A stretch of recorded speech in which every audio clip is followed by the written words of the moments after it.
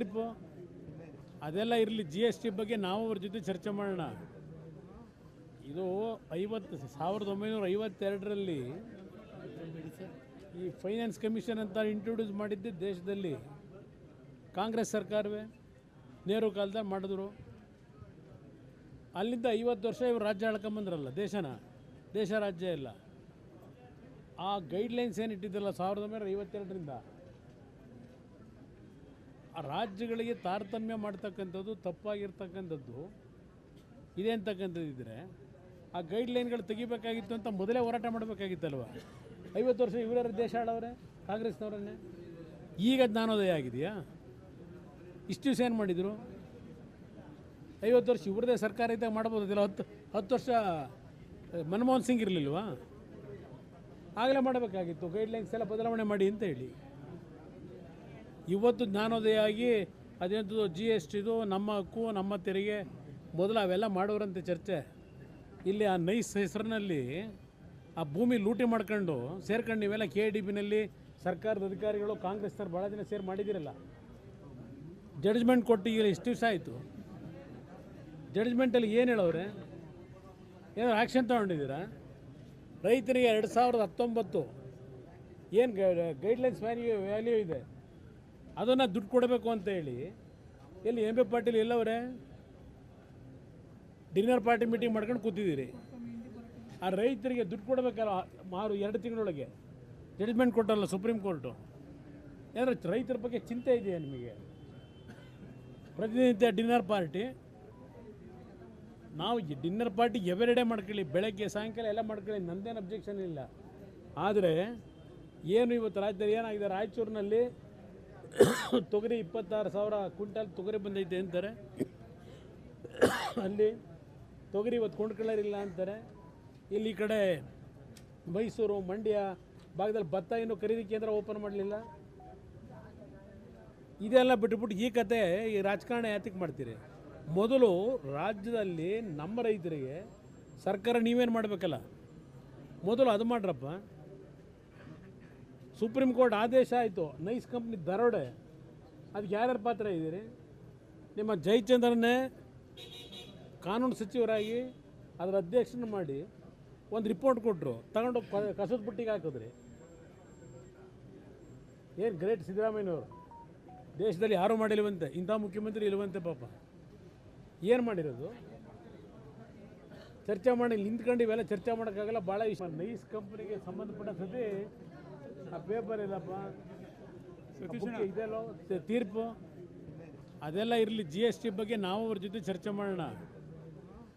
ಇದು 1952ರಲ್ಲಿ ಈ finance commission ಅಂತ ಇಂಟ್ರೊಡ್ಯೂಸ್ ಮಾಡಿದ್ದೆ ದೇಶದಲ್ಲಿ ಕಾಂಗ್ರೆಸ್ ಸರ್ಕಾರವೇ. ನೆಹರು ಕಾಲದಲ್ಲಿ ಮಾಡಿದ್ರು. ಅಲ್ಲಿಂದ 50 ವರ್ಷ ಇವರು ರಾಜ್ಯ ಆಳ್ಕೊಂಬಂದ್ರಲ್ಲ ದೇಶನ. ದೇಶ ರಾಜ್ಯ ಇಲ್ಲ. ಆ ಗೈಡ್ಲೈನ್ಸ್ ಏನು ಇಟ್ಟಿದ್ದಲ್ಲ 1952ರಿಂದ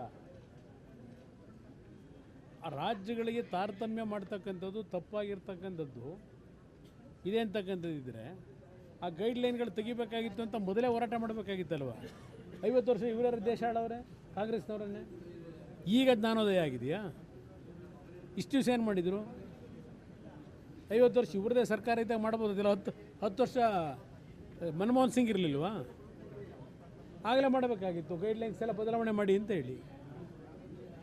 ಇವತ್ತು ಜ್ಞಾನೋದಯ ಆಗಿ ಅದೇಂಥದ್ದು ಜಿ ಎಸ್ ಟಿದು ನಮ್ಮ ಹಕ್ಕು ನಮ್ಮ ತೆರಿಗೆ ಮೊದಲು ಅವೆಲ್ಲ ಮಾಡೋರಂತೆ ಚರ್ಚೆ.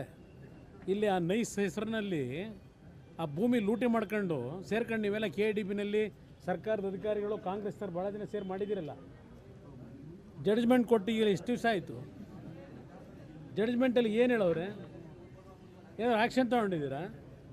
ರೈತರಿಗೆ 2019 ಏನು ಗೈಡ್ಲೈನ್ಸ್ ವ್ಯಾಲ್ಯೂ ಇದೆ ಅದನ್ನು ದುಡ್ಡು ಕೊಡಬೇಕು ಅಂತ ಹೇಳಿ ಎಲ್ಲಿ MB ಪಾಟೀಲ್ ಎಲ್ಲವರೇ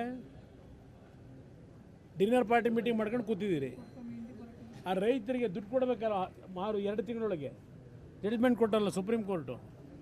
ಏನಾದ್ರು ರೈತರ ಬಗ್ಗೆ ಚಿಂತೆ ಇದೆಯಾ ನಿಮಗೆ? ಪ್ರತಿನಿತ್ಯ ಡಿನ್ನರ್ ಪಾರ್ಟಿ. ನಾವು ಡಿನ್ನರ್ ಪಾರ್ಟಿ ಎವರಿಡೇ ಮಾಡ್ಕೊಳ್ಳಿ, ಬೆಳಗ್ಗೆ ಸಾಯಂಕಾಲ ಎಲ್ಲ ಮಾಡ್ಕೊಳ್ಳಿ, ನಂದೇನು ಅಬ್ಜೆಕ್ಷನ್ ಇಲ್ಲ.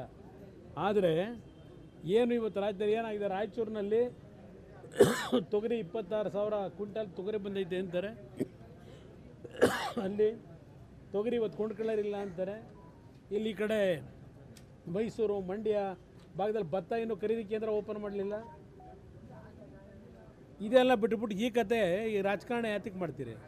ಮೊದಲು ರಾಜ್ಯದಲ್ಲಿ ನಮ್ಮ ರೈತರಿಗೆ ಸರ್ಕಾರ ನೀವೇನು ಮಾಡಬೇಕಲ್ಲ, ಮೊದಲು ಅದು ಮಾಡ್ರಪ್ಪ. ಸುಪ್ರೀಂ ಕೋರ್ಟ್ ಆದೇಶ ಆಯಿತು, ನೈಸ್ ಕಂಪ್ನಿ ದರೋಡೆ, ಅದಕ್ಕೆ ಯಾರ್ಯಾರು ಪಾತ್ರ ಇದ್ದೀರಿ? ನಿಮ್ಮ ಜಯಚಂದ್ರನ್ನೇ ಕಾನೂನು ಸಚಿವರಾಗಿ ಅದರ ಅಧ್ಯಕ್ಷನ ಮಾಡಿ ಒಂದು ರಿಪೋರ್ಟ್ ಕೊಟ್ಟರು, ತಗೊಂಡು ಕಸದ ಬುಟ್ಟಿಗೆ ಹಾಕಿದ್ರಿ. ಏನು ಗ್ರೇಟ್ ಸಿದ್ದರಾಮಯ್ಯನವರು, ದೇಶದಲ್ಲಿ ಯಾರೂ ಮಾಡಿಲ್ವಂತೆ, ಇಂಥ ಮುಖ್ಯಮಂತ್ರಿ ಇಲ್ವಂತೆ ಪಾಪ.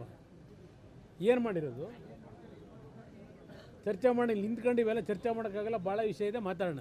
ನೈಸ್ ಕಂಪ್ನಿಗೆ ಸಂಬಂಧಪಟ್ಟ ಸತಿ ಆ ಪೇಪರ್ ಇಲ್ಲಪ್ಪ, ಇದೆಲ್ಲೋ ತೀರ್ಪು ಅದೆಲ್ಲ ಇರಲಿ. GST ಬಗ್ಗೆ ನಾವು ಅವ್ರ ಜೊತೆ ಚರ್ಚೆ ಮಾಡೋಣ.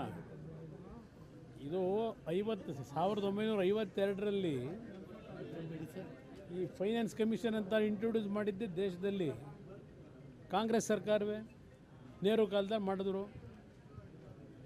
ಅಲ್ಲಿಂದ 50 ವರ್ಷ ಇವರು ರಾಜ್ಯ ಆಳ್ಕೊಂಬಂದ್ರಲ್ಲ ದೇಶನ, ದೇಶ ರಾಜ್ಯ ಇಲ್ಲ. ಆ ಗೈಡ್ಲೈನ್ಸ್ ಏನು ಇಟ್ಟಿದ್ದಲ್ಲ 1952ರಿಂದ,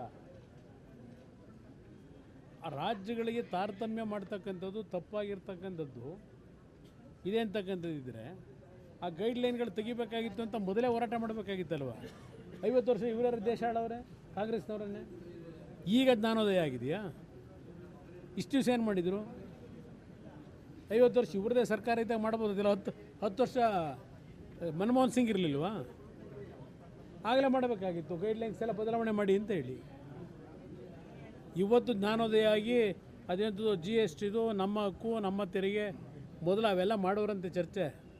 ಇಲ್ಲಿ ಆ ನೈಸ್ ಹೆಸರಿನಲ್ಲಿ ಆ ಭೂಮಿ ಲೂಟಿ ಮಾಡ್ಕೊಂಡು ಸೇರ್ಕೊಂಡು ನೀವೆಲ್ಲ KDBನಲ್ಲಿ ಸರ್ಕಾರದ ಅಧಿಕಾರಿಗಳು ಕಾಂಗ್ರೆಸ್ನವ್ರು ಭಾಳ ಜನ ಸೇರಿ ಮಾಡಿದ್ದೀರಲ್ಲ. ಜಡ್ಜ್ಮೆಂಟ್ ಕೊಟ್ಟು ಈಗ ಇಷ್ಟು ದಿವಸ ಆಯಿತು. ಜಡ್ಜ್ಮೆಂಟಲ್ಲಿ ಏನು ಹೇಳೋರೆ? ಏನಾದ್ರು ಆ್ಯಕ್ಷನ್ ತೊಗೊಂಡಿದ್ದೀರಾ? ರೈತರಿಗೆ 2019 ಏನು ಗೈಡ್ಲೈನ್ಸ್ ವ್ಯಾಲ್ಯೂ ಇದೆ ಅದನ್ನು ದುಡ್ಡು ಕೊಡಬೇಕು ಅಂತ ಹೇಳಿ ಎಲ್ಲಿ MB ಪಾಟೀಲ್ ಎಲ್ಲವರೇ ಡಿನ್ನರ್ ಪಾರ್ಟಿ ಮೀಟಿಂಗ್ ಮಾಡ್ಕೊಂಡು ಕೂತಿದ್ದೀರಿ. ಆ ರೈತರಿಗೆ ದುಡ್ಡು ಕೊಡಬೇಕಲ್ಲ 2 ತಿಂಗಳೊಳಗೆ ಜಡ್ಜ್ಮೆಂಟ್ ಕೊಟ್ಟಲ್ಲ ಸುಪ್ರೀಂ ಕೋರ್ಟು. ಏನಾದ್ರು ರೈತರ ಬಗ್ಗೆ ಚಿಂತೆ ಇದೆಯಾ ನಿಮಗೆ? ಪ್ರತಿನಿತ್ಯ ಡಿನ್ನರ್ ಪಾರ್ಟಿ, ನಾವು ಡಿನ್ನರ್ ಪಾರ್ಟಿ ಎವರಿಡೇ ಮಾಡ್ಕೊಳ್ಳಿ, ಬೆಳಗ್ಗೆ ಸಾಯಂಕಾಲ ಎಲ್ಲ ಮಾಡ್ಕೊಳ್ಳಿ, ನಂದೇನು ಅಬ್ಜೆಕ್ಷನ್ ಇಲ್ಲ.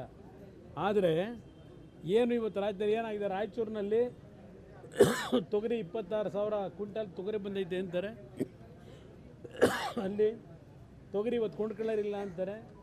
ಇಲ್ಲಿ ಈ ಕಡೆ ಮೈಸೂರು ಮಂಡ್ಯ ಭಾಗದಲ್ಲಿ ಭತ್ತ ಇನ್ನೂ ಖರೀದಿ ಕೇಂದ್ರ ಓಪನ್ ಮಾಡಲಿಲ್ಲ. ಇದೆಲ್ಲ ಬಿಟ್ಟುಬಿಟ್ಟು ಈ ಕತೆ ಈ ರಾಜಕಾರಣ ಯಾತಕ್ಕೆ ಮಾಡ್ತೀರಿ? ಮೊದಲು ರಾಜ್ಯದಲ್ಲಿ ನಮ್ಮ ರೈತರಿಗೆ ಸರ್ಕಾರ ನೀವೇನು ಮಾಡಬೇಕಲ್ಲ, ಮೊದಲು ಅದು ಮಾಡ್ರಪ್ಪ. ಸುಪ್ರೀಂ ಕೋರ್ಟ್ ಆದೇಶ ಆಯಿತು, ನೈಸ್ ಕಂಪ್ನಿ ದರೋಡೆ, ಅದಕ್ಕೆ ಯಾರ್ಯಾರು ಪಾತ್ರ ಇದ್ದೀರಿ? ನಿಮ್ಮ ಜಯಚಂದ್ರನ್ನೇ ಕಾನೂನು ಸಚಿವರಾಗಿ ಅದರ ಅಧ್ಯಕ್ಷನ ಮಾಡಿ ಒಂದು ರಿಪೋರ್ಟ್ ಕೊಟ್ಟರು, ತಗೊಂಡು ಕಸದ ಬುಟ್ಟಿಗೆ ಹಾಕಿದ್ರಿ. ಏನು ಗ್ರೇಟ್ ಸಿದ್ದರಾಮಯ್ಯನವರು, ದೇಶದಲ್ಲಿ ಯಾರೂ ಮಾಡಿಲ್ವಂತೆ, ಇಂಥ ಮುಖ್ಯಮಂತ್ರಿ ಇಲ್ವಂತೆ ಪಾಪ. ಏನು ಮಾಡಿರೋದು? ಚರ್ಚೆ ಮಾಡಿ ನಿಂತ್ಕೊಂಡು ಇವೆಲ್ಲ ಚರ್ಚೆ ಮಾಡೋಕ್ಕಾಗಲ್ಲ, ಭಾಳ ವಿಷಯ ಇದೆ, ಮಾತಾಡೋಣ.